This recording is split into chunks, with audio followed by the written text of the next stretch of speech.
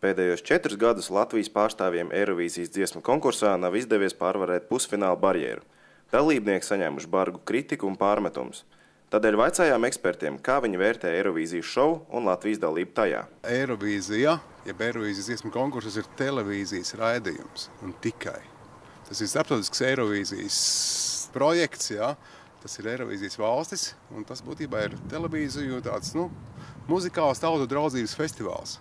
Un tas, ko katra valsts apaudzē pa labi, pa kreisi, augšā vai lejā vai kā tam līdzīgi, tā ir katras valsts iekšējās problēmas.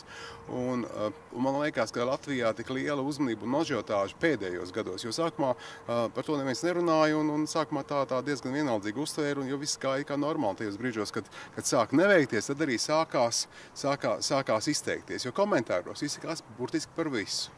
Sāksim ar to, ka internetu komentārus nav vērts ņemt vērā. Tur ir ar dzīvi mūžīgi neapmierinātie, kas vienkārši bļaustās par pilnīgi visu pēc kārtas. Bet man liekas, ka Eirovīzija skatās cilvēki, tāpēc, ka tas ir diezgan krāšņš un tāds jautrs šovs, un tad vēl ir azarts beigās, par ko gal galā nobalsos, un tādā veidā tā ir tāda gandrīz vai viktorīna, kur cilvēki var domāt, kurš man patika un kurš mazāk patika un just līdzi.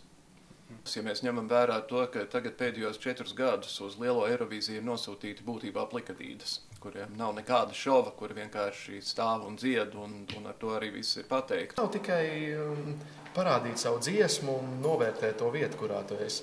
Tās 2 nedēļas līdz mēnesim, ko tas mākslinieks pavada kaut vai tur uz vietas, viņš ir uzmanības centrā. Un uzmanības centrā ne tikai tajā valstī un pilsētā, kas šogad bija Azerbaidžāna un Baku, bet viņš ir uzmanības centrā arī pārējās valstīs. Un tāpatās arī par Anmariju rakstīja ne tikai Latvijas mēdī, ne tikai Azerbaidžānas mēdī, cik no Azerbaidžānā ir mēdī, bet arī visa pārējā Eiropa, visas pārējās dalībvalsts. Un tā ir ļoti laba reklāma. Un, diemžēl vēl mūsu valsts vīri un mūsu budžeta dalītāji līdz tam nav aizdomājušies. Diemžēl par to, vai vajag vai nevajag.